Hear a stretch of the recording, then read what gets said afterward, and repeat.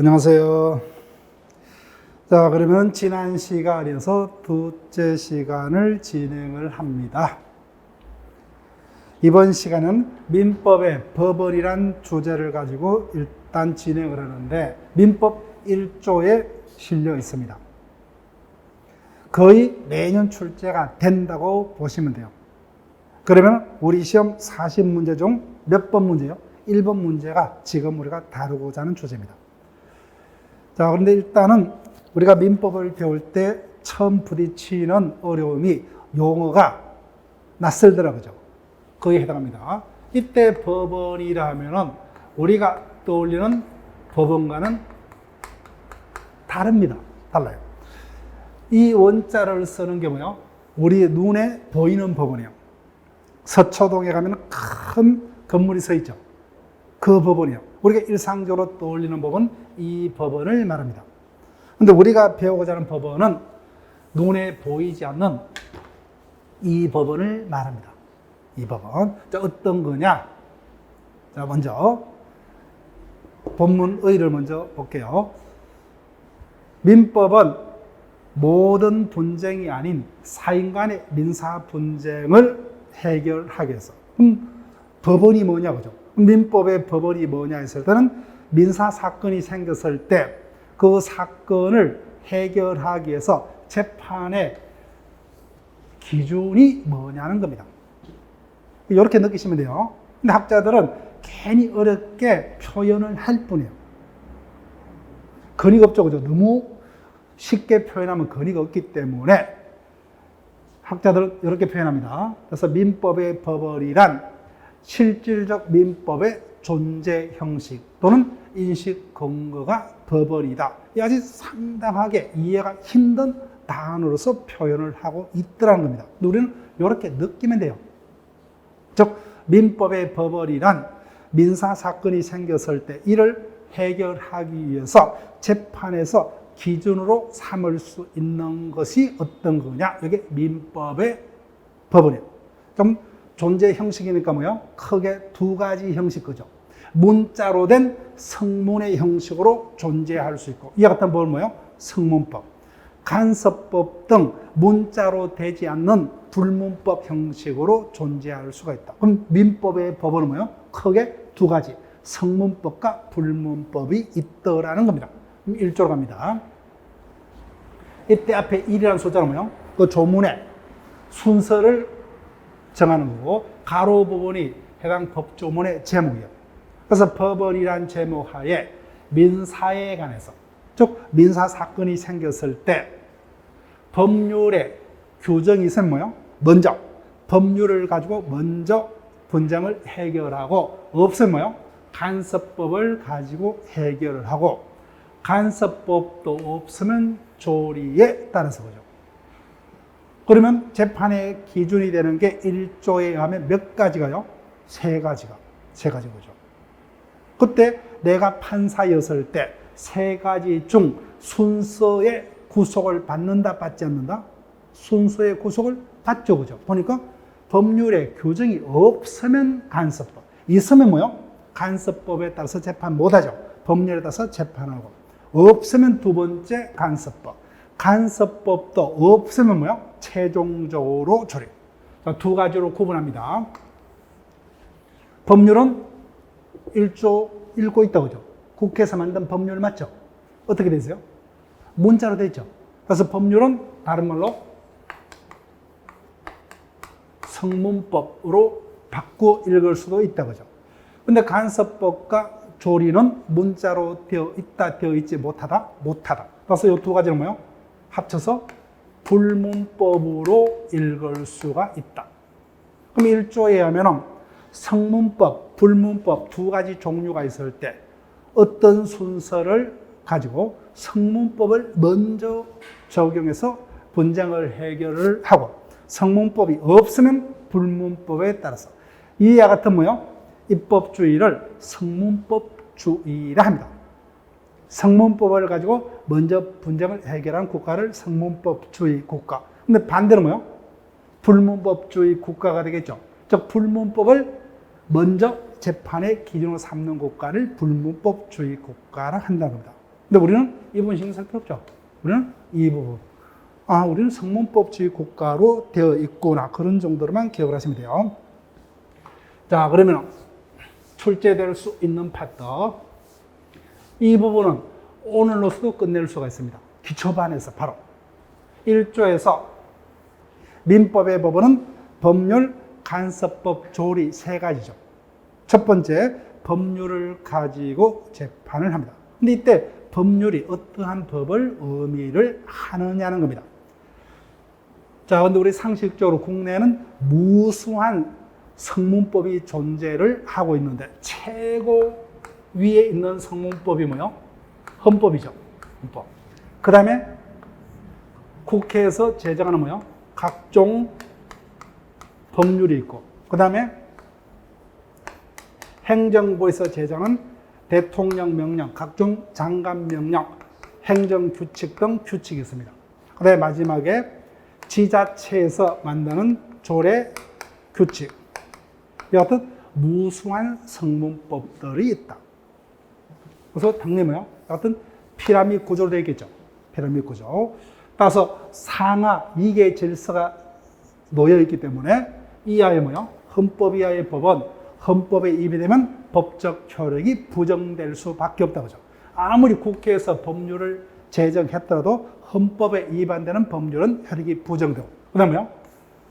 명령 규칙 등이 뭐요? 헌법 법률에 위반되면 효력이 부정되고, 조례 규칙 등이 뭐요? 헌법 법률, 명령 규칙 등에 위반되면 효력이 부정될 수밖에 없는 이와 같은 위계 구조하로 구성이 되어 있습니다. 그때 1조에서 법률이 뭐요? 어느 법을 말하느냐는 겁니다. 우리가 전 시간에 뭐요? 민법이 뭐냐 했을 때 형식적으로 정의를 했고 뭐요? 실질적으로 정의했다 그죠? 자, 그때 형식적이라는 의미는 뭐요? 명칭에 따라서 그죠? 그래서 1조에서 법률이라 했을 때 그 법률이 어떠한 법이냐? 이 전체 무수한 법들 중에서 법률이란 명칭을 달고 있는 법은 어느 것밖에 없다? 이거밖에 없죠. 그래서 1조의 법률이 국회에서 제정하는 뭐요? 법률이란 명칭을 다루고 있는 뭐요? 형식적 의미의 법률을 의미를 하느냐. 형식하고 반대가 뭐요? 실질이죠. 그럼 실질이라면 이 전체를 말합니다. 즉 실질적 의미의 법률, 즉 성문법 전체를 말하느냐는 겁니다. 자, 느낌이 왔죠, 그죠? 1조에서는 성문법과 불문법 크게 두 가지로 구분했죠, 그죠? 그럼 1조의 법률은 법률이라는 단어로 되어 있지만 이때 법률은 뭐요? 형식적 의미의 법률이 아니 뭐요? 성문법 전체를 의미를 한다는 겁니다. 따라서 그 내용이 뭐요? 헌법에 실려있던, 법률에 실려있던, 명령에 실려있던 뭐요? 어디에 실려있든지 불문하고 그 내용이 앞선 시간에 봤던 일반 사법적, 즉 민사관계를 규율하는 뭐요? 누구에게나 고루고루 적용되는 일반 사법적 내용을 담고 있다면 다 뭐요? 1조의 법률에 포함된다. 그럼 끝났습니다. 그럼 뭐요? 여기서는 뭐요? 어떠한 명칭, 여기 있는 명칭, 여기 있는 명칭 다 주더라도 뭐요? 결론은 어떤 결론만? 다 1조의 법원에 포함된다만 맞습니다. 1조의 법률은 뭐요? 포함되지 아니한다는 단어는 뭐요? 무조건 틀려요. 이해가 되세요? 이렇게 답 찾는 연습을 할 거예요. 즉 1조의 법률은 성문법 전체를 의미하기 때문에 뭐요? 그 내용이 민사적 내용을 담고 있다면 그 명칭은 따질 필요가 없어요. 성문법이 아닌 것은 뭐요? 불문법이죠. 그러니까 불문법이 아닌 것은 성문법은 민사적 내용을 담고 있다면 다 1조의 법률에 포함된다. 따라서 포함되지 않는다는 무조건 되는 거예요. 앞으로 공부할 때는 이제 뭐요? 고민할 필요 없죠. 그래서 우리가 어떠한 지문을 볼 수 있느냐 하면은 우리 기출 문제도 다른 시험에도 무수히 반복됐던 표현이 예를 들면 대법원 규칙은 그 내용이 민사적 내용으로 이루어졌더라도 뭐요? 1조의 법률에 포함되지 않는다. X죠. 무조건 포함된다만이 맞다. 그죠? 맞다. 그래서 1조의 법률은 형식적 의미의 법률뿐만 아니라 실질적 의미의 법률 전체를 말합니다. 따라서 법률에 실렸던 뭐요? 명령에 실렸던 조례에 실렸던 불문하고 그 내용이 민사적 내용을 담고 있다면 뭐요? 다 1조의 법률에 포함이 된다. 그래서 포함되지 않는다는 단어를 찾는 연습만 하시면 되죠. 포함된다만이 맞습니다.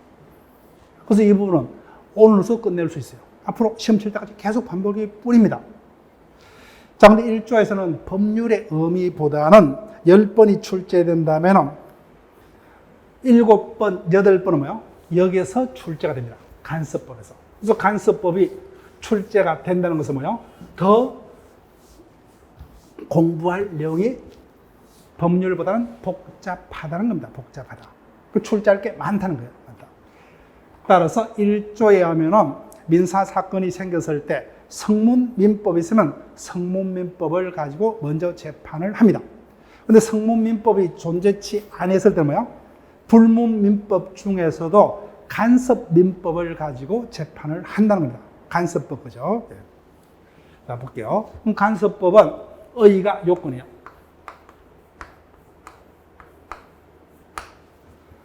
간섭법은 어떠한 법을 간섭법이라 하느냐? 우리가 그때 배울 겁니다. 103조 반사회 질서 행위는 허용되지 않습니다. 네, 체크할 필요 없어요. 여하튼 사회에서 일정한 간행이 반복됩니다. 그 반복된 간행이 뭐예요? 사회 질서에 위배되지 않고, 즉 허용되는 행위라는 겁니다. 허용되는 행위. 반복되고 그래서 일반 국민들이, 사회 일반인들 뭐예요? 단순한 간행이 아니라 법이다 확신을 가졌을 때 그때 성립하는 법을 간섭법이라 합니다. 그래서 간섭법이 성립하기 위해서는 두 가지 요건이 필요하다 그죠? 일정한 간행이 반복해서 존재를 할 것. 두 번째, 그 간행에 대해서 국민들, 사회 구성원들이 법이다 확신을 가졌을 때 성립하는. 자, 그러면 보니까 이 두 가지가 있으면 간섭법은 성립해요. 어디를 보더라도 국가라는 존재는 여기에 등장한다, 등장치 않는다? 등장치 않죠. 그래서 간섭법의 성립에는 국가 성립양은 필요가 없습니다. 자, 그러면 얼핏 쏘기면은 쏘가 넘어갑니다. 오늘날 법의 정립을 할 권한은 국가만이 가지므로 간섭법이 성립하기 위해서는 최종적으로 국가 성인을 요한다. 이런 표현. 고민할 필요 없죠, 그죠? 예, 필요 없습니다. 예. 간섭법은 사회만 있으면 이 두 가지 요건만 그러면 사회에서 자생적으로 간섭법이 성립하고, 당연히 상식적으로 우리 인류사적으로 뭐요? 성문법과 간섭법 중 어느 법이 당연히 먼저 생겼다? 간섭법이 먼저 생겼죠. 즉 성문법은 문자가 발생하고 국가 권력이 완비가 되었을 때만 성립할 수 있는 법입니다. 그런데 간섭법은 사회만 있으면 어느 곳에서나 자생적으로 간섭법이 성립한다. 그런데 이와 같은 간섭법이 뭐예요? 성문법이 존재치 않을 때 두 번째 민사 재판의 기준이 되는 법원에 해당하더라는 겁니다. 그래서 오늘날은 뭐예요? 대부분의 법은 필요할 때마다 국가가 만들기 때문에 간섭법의 어떤 존재의 어떤 중요성은 떨어질 수밖에 없다, 그죠? 그래서 판례가 인정한 간섭법은 양도담보 중 동산의 양도담보제도. 자, 그럼 그때마다 우리가 지금 기초반에서는 단어에 친숙하는 게 목표치죠.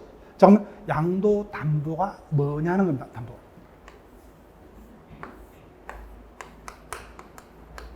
자, 상식적으로 쭉 쉽게 진행을 합니다. 자, 내가 은행에다가 돈을 대출코자 합니다. 근데 은행이 나를 믿을 수 없죠, 그죠? 그럼 담보를 요구해요, 그죠? 그래서 일정한 돈을 빌립니다. 그때 은행은 그 채권을 담보하기 위해서, 그죠? 이를 피담보 채권이라 합니다. 피담보 채권. 담보되는 채권, 그죠? 피담보 채권. 그 상식적으로 생각할 수 있는 담보는 저당권을 설정하겠죠.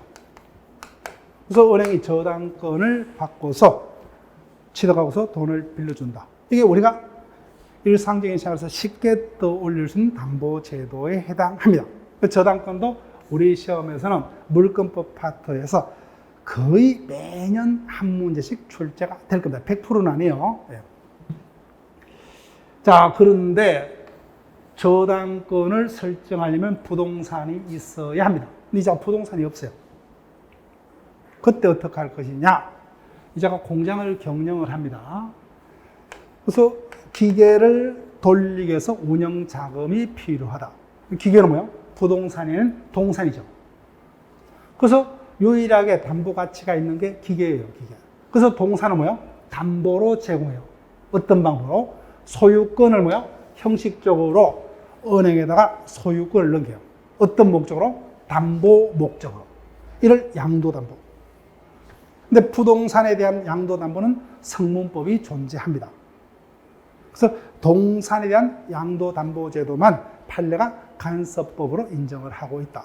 이것도 조만간에는 법으로 바뀔 가능성이 있어요. 그때는 동산에 대한 양도담보제도도 간섭법상의 제도가 아니라 뭐예요? 성문법상의 제도로 바뀔 여지가 있다. 근데 아직까지는 많은 세월이 필요할 겁니다. 연구 단계에 있습니다. 연구 단계. 그 다음, 법정지상권. 앞으로 뭐예요? 법적이라는 단어가 있으면 항상 느낌상으로 어떻게 읽으시면 되느냐? 법률 규정. 이것을 줄여서 뭐예요? 법정. 이렇게 읽으시면 돼요. 법률 규정의 줄임말이죠. 우리가 일상생활에서 이렇게 줄임말을 많이 쓰죠, 그죠? 예, 그런 표현이다 이렇게 보시면 돼요. 따라서 지상권이라는 제도가 있습니다. 그때 용어는 설명드릴 건데, 법정지상권은 당사자 합의에 따라서 성립하는 것이 아니라 뭐요? 일정한 법이 정하는 요건만 구비되면 자동적으로 뭐요? 지상권이 건물 소유자에게 생깁니다. 이를 법정지상권이라 합니다. 이때 법은 뭐예요? 성문법이에요, 성문법. 그런데 이 어떤 법정지상권이 간섭법에 의해서도 건물 소유자에게 발생하는 경우가 있더라. 이를 간섭법상의 법정지상권이라 합니다. 그 지상권 파트도 거의 우리는 한 문제가 출제가 된다고 보고 대비를 할 것이고, 그 중에서 법정지상권 파트가 지상권 파트에서는 가장 난이도가 높은 파트에 해당할 겁니다. 우리 시험에서는. 그 다음 사실혼제도, 그 다음에 명인방법. 어떤 단어가 있으면 일단은 내 느낌적으로 한번 풀어보세요. 명이라면 뭐야? 명확하게 인식할 수 있는 그런 식으로 이해하시면 돼요. 자, 부동산은 누가 그 부동산의 소유자냐? 누가 그 부동산의 저당권을 가지고 있느냐? 기존에는 누가 권리자였는데 뭐야? 소유자였는데 매매 등으로 누구에게 소유권이 넘어갔느냐?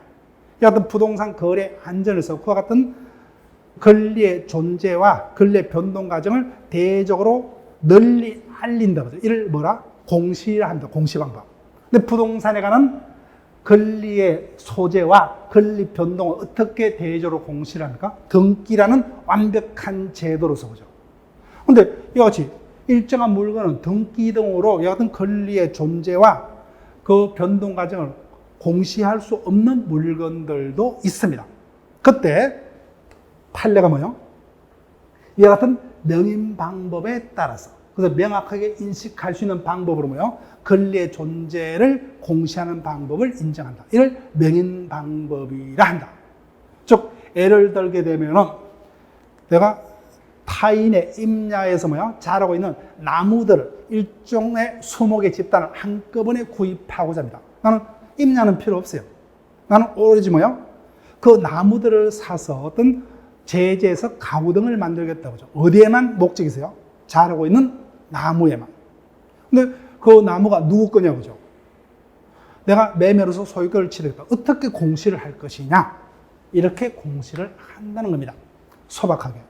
그래서 임야주에다가 뭐요? 새끼줄을 둘러쳐서 또는 뭐요? 토찰 등을 씌워서 내가 샀다 그죠? 이와 같이 명확하게 인식할 수 있는 방법으로 권리의 존재 등을 공시하는 방법을 판례가 인정하는 공시 방법인 명인 방법이라 합니다. 자, 분묘기지권은 이제는 새로운 분묘기지권을 성립할 수가 없어요. 장사법이 새로 개정이 됐기 때문에. 그런데 기존에 이미 성립하고 있던 분묘기지권은 계속적으로 인정이 됩니다. 자, 분묘기지권이 뭐냐? 앞으로는 거의 이와 같은 문제는 생길 수가 없습니다. 이제는 대부분이 사망하면은 거의 90% 이상이 화장을 하죠. 그죠? 근데 예전은 봉분으로 조상들의 시신을 모셨다. 그죠? 그때 타인의 토지에서 이렇게 조상의 묘를 썼습니다. 그때 우선이 뭐요? 묘의 소유자는 제사 주제자, 상주입니다. 상주가 그 묘를 뭐요? 제사와 성묘 등을 위해서 산소와 그 산소 주위에 일정한 땅을 뭐요? 기지를 계속해서 평화롭게 평온하게 공략에 대놓고 뭐요? 20년 이상 계속적으로 사용했을 때 간섭법에 의해서 뭐요? 앞으로도 이와 같은 목적으로 계속 사용할 수 있는 이와 같은 권리가 생깁니다. 이를 분묘기지권이라 한다. 간섭법상의 제도 중에 하나입니다. 그래서 이 5가지가 있더라고요. 이 단어를 설명을 했습니다. 그 다음에 판례법. 금방 우리가 1조에서 민사법원은 몇 가지밖에 없어요. 법률, 이때 법률은 성문법. 그 다음에 뭐요? 간섭법, 조리 3가지밖에 없다. 그죠? 결론. 판례는 한마디로 우리 법상 법원이 될 수가 없다. 법원이 될 수가 없다는 거예요. 결론만 정확히 기억하시면 돼요. 현행법상 판례는 법원이 될 수가 없다. 즉 판례는 뭐예요? 간섭법도 아니에요. 성문법도 아니죠. 그죠? 조리도 아닙니다. 법원은 아니라는 겁니다. 법원은 아니다. 자, 판례라는 것은 어떤 사회에서 비슷한 사건들이 발생을 합니다. 그러면 분쟁은 최종적으로 재판으로 해결된다. 그죠? 그때 법관이 개개 사건마다 다 결론을 달리하는 게 아니죠. 그죠? 사건이 비슷하다면 그 재판의 결론들이 비슷하게 나올 겁니다. 그래서 동종 유사 사건에 대한 뭐요? 어떤 반복된 결론이 하나의 법치성을 띠죠. 그죠? 그때 성립한 법을 판례법이라 합니다. 판례법. 그런데 우리는 이 어떤 판례법은 법원이 될 수가 없다는 겁니다. 미국은 뭐요? 판례법이 1차적 법이 돼요. 근데 우리는 판례법은 법원이 아니다. 즉 우리는 상권분립주의를 택하고 있죠. 그죠? 그래서 법을 만들 수 있는 입법권은 누가? 국회가. 그 다음 뭐요? 법을 집행할 수 있는 행정권은 행정부가. 그 다음 법을 판단할 수 있는 사법권은 법원에서. 그죠? 그래서 만약에 판례가 법이 된다면 법을 정립하는, 법을 만들 수 있는 권한도 법원이 가지기 때문에 명백히 상권분립에 반합니다. 그래서 판례는 한마디로 법이 될 수가 없다. 법이 될 수가 없다는 거예요. 그 다음 조리입니다. 앞으로 조리는 뭐예요? 다른 말로 신의 성실의 원칙. 이걸 줄여서 우리는 신의칙 이렇게 읽을 거예요. 조리는 다른 말로 신의칙이다 이렇게 읽을 겁니다. 그럼 신의칙이 뭐냐? 조리가 뭐냐는 겁니다. 사물의 어떤 본질적 법칙 또는 뭐 사람의 이성에서 생각되는 규범 등 온갖 좋은, 우리가 생각할 수 있는 온갖 좋은 단어들은 다 사용할 수가 있습니다. 법의 일반칙, 사회 통념, 거래 질서, 경험칙, 신의적 등 정의, 형평 등 뭐요? 우리가 온갖 거리다 쓸 수 있는 모든 좋은 의미의 단어는 다 여기다 갖다 붙이면 돼요. 그러면 한마디로 우리는 조리를 어떻게 느끼시면 되느냐? 내가 판사입니다. 민사사건이 나에게 배당이 되었다. 근데 재판을 하기 위해서는 내 멋대로가 아니라 뭐요? 기준에 따라서 그죠. 재판의 기준을 법원. 먼저 성문민법을 찾아봤어요. 없어요. 그럼 두 번째, 간섭민법이 있느냐? 찾아봤다. 없다. 그때 내가 판사였을 때 재판 못해. 그죠? 기준이 없기 때문에. 할 수가 없죠. 그죠? 그때 마지막 기준이 조리라는 겁니다. 조리. 그럼 우리는 어떻게 느끼느냐? 조리란 건전한 일반 국민들이 가지는 뭐예요? 법적 상식. 판사 개인의 법적 상식이 아니죠. 그죠? 그 당시대를 살고 있는 선량한 일반 국민들의 법적 상식을 조리. 이 조리가 마지막에 재판 기준이 되더라. 이렇게 표현하더라고요. 이렇게 표현하더라고요. 우리는 신의척으로 읽겠다. 예, 그렇게 생각하시면 돼요. 자, 그래서 마지막에 간섭법도 없을 때 조례. 그럼 시험 문제는 뭐예요? 여기서는 출제 안 돼요. 1조에서는 뭐예요? 10문제가 10번이 출제된다면 우리가 오늘로서 당장 해결할 수 있는 법률. 이때 법률은 뭐예요? 형식적 의미의 법률만이 아니라 성문법 전체를 말했다고 하죠. 그 결론이 어떤 결론만? 다 민사적 내용을 담고 있다면 마지막 서술어가 뭐예요? 1조의 법률에 포함된다만 맞죠.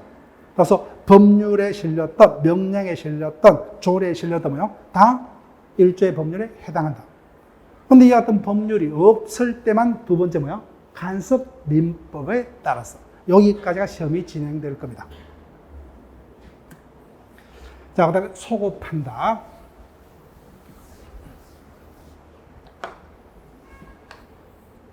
소급한다는 말은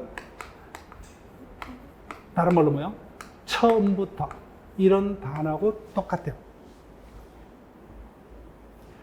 자, 그러면 쉽게 떠올릴 수 있는 예를 들어볼게요. 일단 형사사건을 가지고 설명을 할 겁니다. 형사사건. 지금 우리가 길을 가다가 노상에서 방뇨를 하더라도 그 자체가 범죄가 된다 안 된다? 안 되죠, 그죠? 노상 방뇨가 경범죄 처벌법 등 불문하고 범죄 안 됩니다. 그런데 여하튼 노상 방뇨가 빈번하게 이루어지고 그죠? 술을 많이 먹고 오바이트를 마구마구 하니까 어떤 엄청나던 사회적 불편함이 가중이 돼서 국민들이 못 살겠다는 원성이 자자해서 입법자가 법을 만들었어요. 앞으로 뭐요? 노상방뇨, 오바이트라는 사람은 무겁게 처벌하겠다고 하죠. 징역 1년 이상 이런 법을 만들었어요. 그 법이 21년 예를 들면 10월 10일자에 법이 제정이 됐습니다.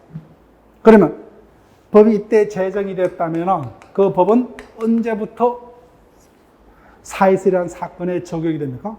그 이후부터 일어난 사건에 대해서만 그죠. 이를 불소급이라고 합니다. 불소급. 근데 반대로 소급이라는 뭐예요? 법도 생기기 전에 이때 갑이라는 자가 노상방뇨를 했어요. 그러니까 뭐예요? 법을 사회에 만들어서 이 자를 찾아가서 뭐예요? 너도 처벌하겠다. 이를 소급한다. 그러면 소급한다. 그럼 어떤 문제점이 있어요? 나는 마음 놓고 사회생활을 할 수가 없죠. 그죠? 그래서 원칙적으로 소급표는 엄격하게 금지가 됩니다. 그래서 형법 뭐예요? 절대로 소급표가 안 돼요. 그래서 민법은 우리가 일제 식민지 하에 있었죠. 그죠? 즉, 우리가 배우는 법은 조선시대로부터 한반도에 존재하는 법이 아니라 독일, 프랑스 등 뭐요? 유럽에 존재하는 법을 일본이 우리보다 먼저 개화가 됐죠. 그죠? 일본에서 먼저 수입하고 다시 우리가 일제 식민지를 살고 있었기 때문에 일본이 수입한 법을 다시 역수입해서 재수입해서 사용하고 있습니다. 언제까지? 59년도까지 일본법을 썼어요. 근데 우리도 해방이 됐기 때문에 우리 민법을 만들어야 되겠죠. 그래서 58년도에 민법을 만들어서 60년 1월 1일부터 우리가 보고 있는 현행민법전이 그때부터 시행이 됩니다. 그때 그 부칙에 보게 되면 뭐예요? 현행민법은 시행되기 전에 예전의 사건에서 민법전에 해당 내용을 적용하겠다. 즉, 소급표를 인정을 합니다. 근데 민법은 형법과 달리 뭐야? 소급표를 인정하더라도 그 예전에 뭐야? 일본 민법이 됐던 현재 우리가 사용하고 있는 신민법이 됐던 다 독일법을 원형으로 하기 때문에 그 내용이 별반 차이가 없다. 그래서 민법은 오히려 부칙에서 소급표로 되어 있지만 또 단서를 답니다. 기왕에 취득한 기득권에는 영향을 미치지 않는다. 그리고 별 의미가 없어요. 소급한다 그 단어 정도만 법전상으로 뭐야? 처음부터 또는 뭐야? 계약시부터 이런 단어를 쓸 거예요. 소급이라는 단어는. 자, 그 다음에 추정이란 단어를 설명할 겁니다. 그럼 추정이라는 단어 뭐예요? 법조문상으로 어떻게 표현하느냐? 추정한다라고 표현을 할 겁니다. 거기다가 체크해 보세요. 네. 그러면 어떻게 속여요? 초정과 우리가 항상 구별해야 할 개념이 간주예요. 간주는 법조문상으로 어떻게 표현하느냐? 본다로 표현합니다. 본다로. 우리 시험도 몇 차례 출제가 됐어요. 자, 그러면 30조를 볼게요. 2인 이상이 동일 위난으로 사망한 경우는 법조문이 어떻게 됐습니까? 동시에 사망한 것으로 추정한다 되어 있죠. 그럼 출제자가 어떻게 속인다는 거예요? 추정한다는 뭐예요? 본다로 이렇게 지문화합니다. 그럼 뭐야? X. 틀린 게 됩니다. 답이 돼요. 그래서 두 가지 방법이죠. 간주 규정을 어떻게 지문화로 우리를 속일 수 있다? 추정한다로 속일 수 있고 뭐요? 그 다음 추정은 뭐야? 본다. 즉 간주 규정으로 이렇게 속여서 우리에게 답을 구할 수도 있습니다. 그러면 앞으로 뭐요?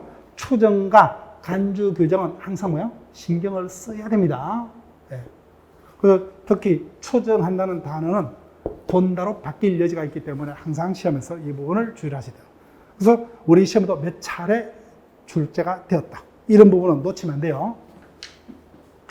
자, 그러면 추정이라는 게 어떤 의미냐는 겁니다. 상당히 어렵게 표현되어 있어요. 자, 어렵게 신경하지 마시고, 자, 이거 볼게요.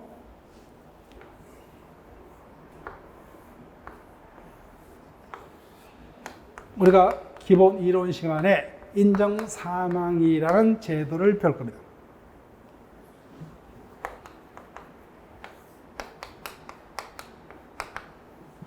갑이 어느 날 뭐요? 사고를 당했습니다. 큰 홍수가 나서 뭐요? 홍수에 휩쓸려서 바다로 떠내려갔습니다. 당연히 시신을 찾을 수 있다 없다? 없어요. 우리가 그때 배우지만 자연인의 권리 능력의 소멸의 원인은 유일하게 사망밖에 없고 사망은 시신을 확인하는 방법밖에 없어요. 이 원칙을 끝끝내 고집하는 순간 뭐요?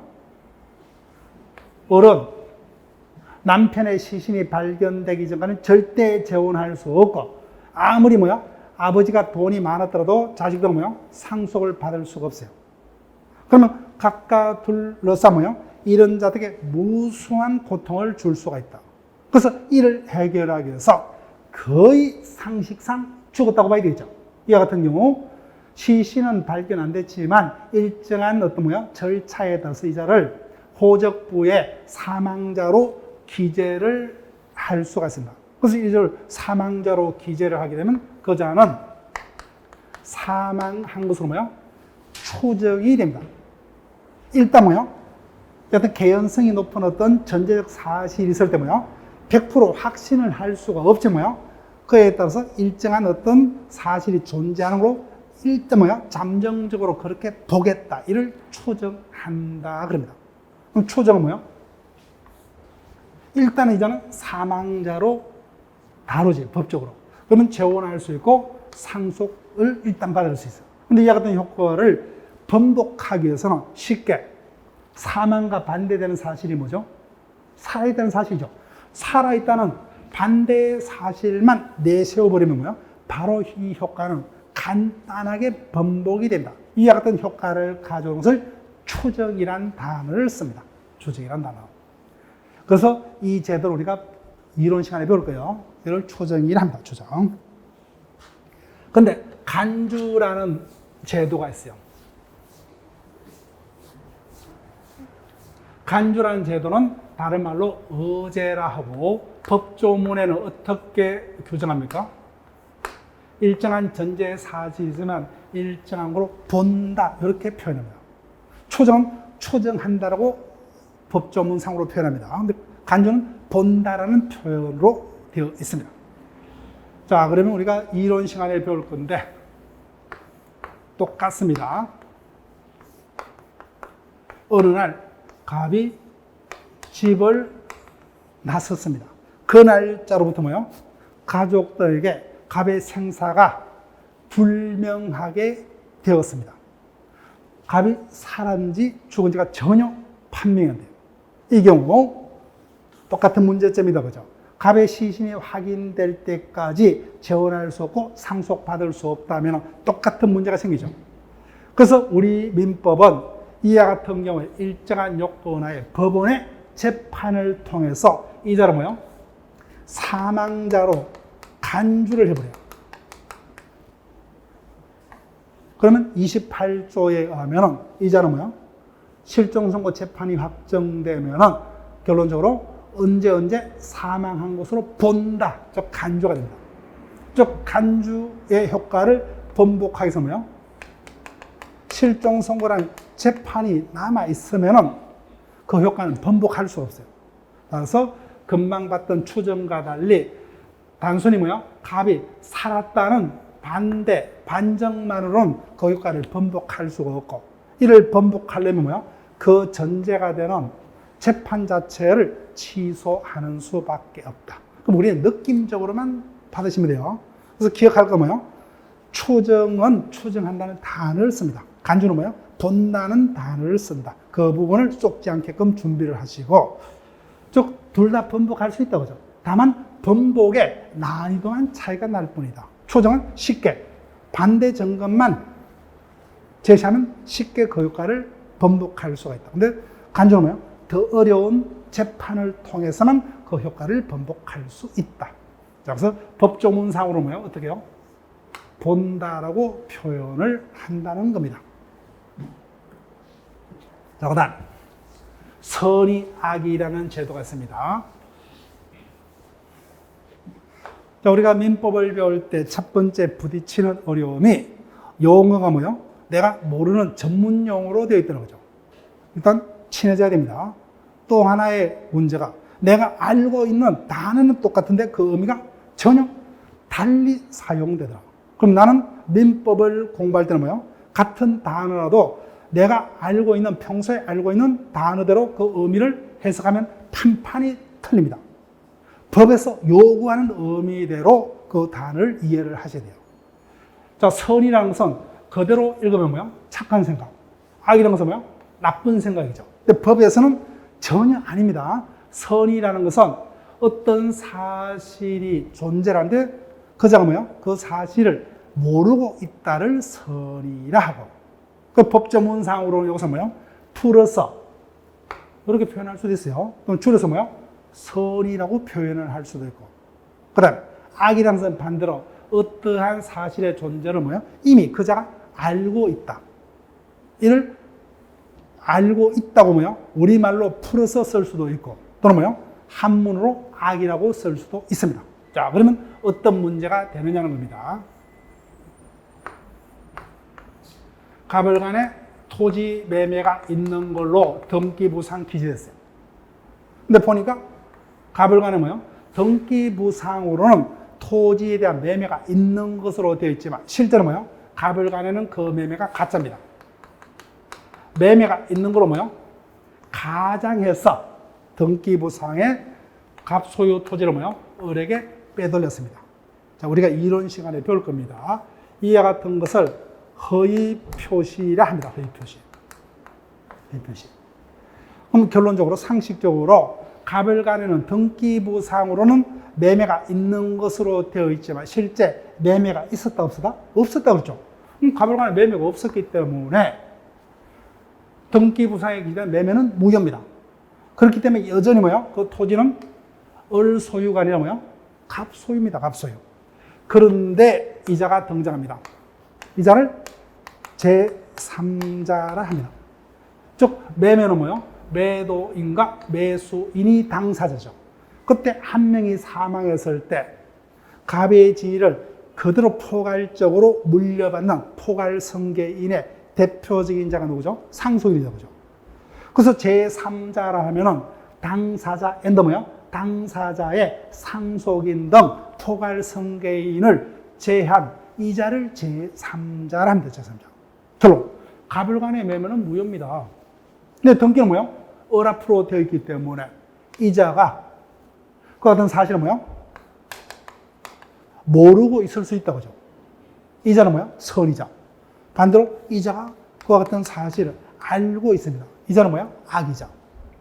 뭐 상식적으로 자기들이 거짓으로 매매가 있는 것을 꾸몄습니다. 근데 나는 아무런 잘못이 없죠.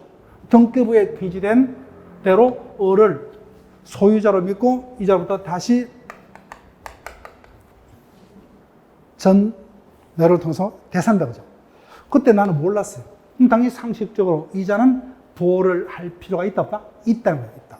따라서 당사자 간의 이와 같은 매매가 허위 표시 등으로 무효이더라도 뭐요? 이를 모르는 선의의 제3자는 거래 안전에서 보호를 할 필요가 있다. 그래서 일정한 경우에 선의의 제3자는 보호가 됩니다. 자, 그러면 선의의 의미, 악의 의미 됐죠, 그죠? 제3자 의미가 됐습니다. 자, 그럼 대항하지 못한다. 그래서 갑을 간의 매매는 결론 유효다, 무효다? 무효죠. 그렇지만 이자가 이와 같은 사실을 모르는 선의의 제3자라면 이와 같은 갑을 간의 허위의 의사표시의 무효는 선의의 제3자에게는 대항하지 못한다. 108조 2항에서 규정을 두고 있습니다. 이론 시간에 배울 거예요. 결론은 오늘서 끝낼 수가 있습니다. 즉 결론, 갑을 간에는 매매는 무효다. 여전히 갑이 해당 부동산인 토지 소유자입니다. 그런데 병이 갑을 간의 매매가 무효임을 모릅니다. 허위 표시에서 무효임을 모른다. 이자는 부호가 된다 그죠. 그럼 대항하지 못한다는 의미는 당사자 간에서 뭐요? 그 매매가 허위 표시로서 무효일지라도 거래 안전을 위해서 이 선의 제3자에게는 무효를 주장하지 못한다. 다투지 못한다. 그래서 그럼 어떤 의미요? 결론. 이자가 선의자라면 이자는 등기된 대로 뭐요? 그 부동산의 소유권을 취득할 수 있답니다. 있다. 그래서 제3자 보호 규정을 둡니다.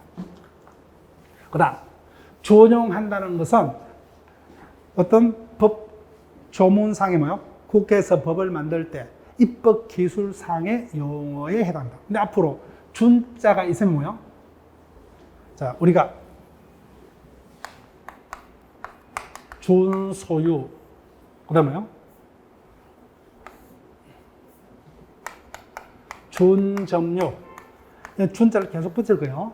그 다음에 준법률행위, 이런 단어를 붙는다는 거예요. 그럼 느낌상으로 가시면 돼요. 그럼 결론, 준법률행위라면 뭐요? 법률행위는 아니라는 겁니다. 법률행위는 아니지만 뭐요? 법률행위에 준해서 취급하겠다. 법률행위하고 뭐요? 같이 다루겠다. 그런 의미로 보시면 됩니다. 즉, 준자가 붙은 것은 해당 이 부분은 아니라는 거예요. 즉, 준법률행위라는 것은 법률행위는 아니지만 뭐요? 법률행위에 준해서 다루겠다. 그런 의미예요. 점유는 뭐요? 점유는 아니지만 뭐요? 우리가 배우는 점유는 아니지만 점유에 준해서 취급하겠다. 이렇게 읽으시면 돼요. 자, 그럼 준용이라는 것은 어떤 의미냐? 입법기술상의 의미인데 민법 조문은 1118개의 조문으로 되어 있습니다. 자, 그 중에서 예를 들게 되면은 예전에는 무능력자 제도, 지금 우리가 제한능력자 제도로 바뀌어 있습니다. 제목만. 대표적인 자가 19세가 되지 못한 자를 미성년자라 하고, 미성년자가 매매 등의 재산행위를 하려면 법정 대리인의 동의를 받아야 하고, 동의받지 아니하는 행위는 취소할 수 있도록 5조부터 8조에 걸쳐서 뭐요? 조문을 두고 있습니다. 4개 조문을 두고 있죠. 그죠? 근데 예전에는 한정치산자라는 자가 있었습니다. 그에 대비되는 자가 지금은 피한정후견인입니다. 근데 요건은 다르지만 능력은 예전에는 뭐야? 똑같았어요. 그때 그러면 한정치산자에 대해서도 법조문이 4개가 필요하겠죠. 그럼 법조문 4개를 똑같이 구성한다면 어떻게 돼요? 법조문의 부피가 두꺼워져서 법조문이 엄청나게 부피가 두꺼워집니다. 그럼 어떻게 해요? 그때 한정치산자에서 요건 규정을 두고 딱 하나 짐을 둡니다. 미성년자에 대한 규정은 뭐예요? 준용한다 하면 뭐예요? 그 4개 조문이 뭐예요? 그대로 똑같이 취급되는 겁니다. 그러면 조문 숫자가 뭐예요? 4개를 하나로 추격할 수 있죠. 이와 같은 용어를 준용이란 단어를 씁니다. 그때마다 준용이란 단어를 법조문상에서 읽을 수가 있을 거예요. 그런 의미로 읽으시면 되고, 입법기술상의 용어에 불과하고 그 자체가 우리 시험 문제와는 상관이 없어요. 예, 교재를 읽는 어떤 그런 의미입니다. 자, 지금까지 민법 총칙 중에서도 서론 파트 1조 중 민법의 의와 법은 파트에 관한 내용들로 봤습니다. 여기까지 한 문제예요. 그 다음에 권리와 의무, 서론 중 2조를 위주로 갈 거예요. 여기서 최대 두 문제입니다. 권리가 뭐냐? 여기서 물을 수가 있고, 또 하나 민법이죠. 신의성실의 원칙에서 문제가 출제됩니다. 신의성실의 원칙은 무조건 100%예요. 100%. 그래서 우리가 지난 시간에 봤던 민법의 법은 권리의 종류, 신의처, 여기까지가 최대 1조부터 2조까지 내용을 다루고 있는데 최대 3문제인데 그 중에서 2조 신의처는 100% 출제가 됩니다. 근데 1조와 권리에 관한 문제는 출제될 수도 있고 출제 안 될 수도 있지만 거의 출제가 돼요. 7, 80%가 출제가 됩니다. 그래서 평균적으로 서론 파트에서는 2문제 이상이 출제가 돼요. 올해 시험에서는 3문제, 각 파트 모두 한 문제씩 출제가 되었습니다. 반대로 작년에는 뭐요? 한 문제밖에 출제가 안 됐어요. 자, 평균적으로 2문제가 출제가 될 겁니다. 자, 그러면은 제2장 권리와 의무 개념까지만 일단 잠시 보고요. 우리는 사회에서 무리를 지어서 생활한다 그죠? 그 중에서 분쟁이 생겼을 때 그 분쟁은 뭐요? 법에 의해서 해결하는 생활 관계가 있겠죠. 이를 뭐요? 법률 관계라 한다는 거예요. 법률 관계. 법률 관계.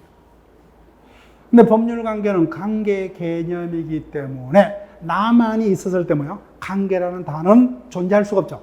나와 와이프와의 관계, 나와 자식 간의 관계죠. 매도인과 매수인의 관계. 그래서 다양한 모습으로 나타납니다. 이와 같은 관계를 뭐요? 일반화시켰을 때 일반적으로 한 편은 법에 의해서 보호되는 권리자로 나타나고 뭐요? 한 편은 의무자로 나타나는 게 보통이라는 겁니다. 보통. 즉 매매가 있으면 매도인은 대금을 지급받을 권리자의 모습으로, 매수인은 뭐요? 대금을 지급할 의무자의 모습으로. 반대로 뭐요? 즉 매도인도 권리가 있고 매수인도 의무가 있죠. 그죠? 반대로 매수인은 소유권을 넘겨받을 권리자로. 그 다음에 뭐요? 대금을 지급할 의무자로. 즉 계약은 하나인데 쌍방 모두가 뭐요? 권리와 의무를 동시에 부담하고 있는 계약이다. 그죠? 그래서 쌍무계약이라는 단어를 씁니다. 그때 우리가 단어 설명할 거예요. 이와 같이 법률 관계는 일반적으로 한 편은 권리자의 모습으로, 한 편은 의무자의 모습으로. 그럼 어느 것이 중요해요? 당연히 이제 중요하죠. 그죠? 의무는 권리의 반대 현상이니까, 권리의 반대 현상이니까, 당연히 시험 문제는 권리를 위주로만. 자, 그 다음에 법률 관계입니다. 그 상식적으로 내가 토지를 매수했습니다. 약속대로 대금을 다 지급했어요. 법률 관계 맞죠? 그죠? 그때 매들이 약속을 안 지켰을 때 그에 발생한 권리를 실현하려면 어떻게 해요? 법의 힘을 빌어서 재판을 통해서 강제 실현할 수가 있다. 그죠? 그래서 법률 관계는 그 내용을 약속이 제대로 지켜지지 않았을 때 국가의 힘을 빌려서 강제적으로 실현할 수가 있는 생활관계의 그 특징이 있다. 그럼 법률관계 반대가 인간관계입니다. 인간관계. 그럼 인간관계라면 뭐요? 사회생활관계 중 법이 아닌 뭐요? 간섭, 도덕, 종교 등에서 규율되는 생활관계를 통틀어서 인간관계다. 그럼 시험 문제도 아니다? 시험 문제 아닙니다. 시험 문제 아니에요. 아직까지 우리 시험에서 지금까지 인간관계를 지문한 적은 한 번도 없어요. 딱 한 번 인간관계 중 호의관계가 한 번 출제가 되었던 적이 있는데 그것도 뭐야? 9회차 이전에. 그래서 출제 안 된다고 보시면 돼요. 따라서 인간관계는 법률관계가 아니기 때문에 친구들끼리 뭐야? 우리 몇 시에 만나서 영화를 보자 보자. 한 명이 약속을 지키지 않았다. 그때 이를 위반을 이유로 재판을 통해서 강제적으로 실현할 수 있다 없다? 없다는 거예요. 없다. 그 점이 인간관계하고 법률관계의 근본적인 차이점이라는 겁니다. 그래서 인간관계 중에 하나가 뭐예요? 호의관계. 이게 모의고사는 출제가 될 수 있어요. 시험 문제는 출제가 안 됩니다. 말 그대로 뭐예요? 호의, 좋은 의도에 의해서 일정한 이익을 주고받는 인간관계에 해당하는 관계를 호의관계. 대표적인 게 뭐예요? 내가 택시를 운행하는 자가 아니죠. 그죠? 자가용을 운행합니다. 그럼 일정한 자를 일정한 장소까지 실어다 줄 법상의 의무가 있다, 없다? 없다. 근데 호의로 태워준다. 그죠? 이걸 호의동성. 호의동성. 그래서 호의관계는 법률 관계가 아닌 인간관계에 불과하므로 법적인 부소의사가 없죠. 그래서 약속을 위배하다도 법적인 문제는 생기지 않는다. 그렇지만 예외적으로 뭐요? 그래서 호의 동성 중에 교통사고가 나버렸어요. 그럼 뭐요? 동성자가 크게 다치겠죠. 이제는 더 이상 호의 관계가 아니라 동성자에게 생긴 뭐요? 그 손해를 누가 배상을 해야 되냐? 법률 문제로 바뀝니다. 그래서 결론. 누가 배상을 해야 된다? 운행자가 배상을 해야 돼요. 그러니까 우리가 뭐요? 법을 모르지만 상식적으로 남 모르는 사람을 나의 차에다가 함부로 태워준다? 태워주지 않는다? 태워주지 않는다. 그죠? 왜? 태워줬다가 사고 나면 내가 다 책임을 져야 하므로. 결론. 호의관계는 법률관계가 아니므로 약속을 위배하더라도 법적인 문제는 생기지 아니한다. 그죠? 그렇지만 호의관계 도중에 교통사고로서 사고가 나서 동성자가 크게 다쳤다. 그죠? 그때는 그 손해를 누가 배상을 해야 돼요. 이제는 더 이상 호의관계가 아니라 법률관계로 바뀌더라. 네. 자, 그 개념 정도만 설명을 드렸어요. 그래서 시험 문제는 뭐예요? 인간관계는 시험 문제가 아니한 겁니다. 법률관계. 자, 그 중에서 출제가 됩니다. 자, 그러면 여기까지 하고 쉬었다가 이어서 계속 진행을 합니다.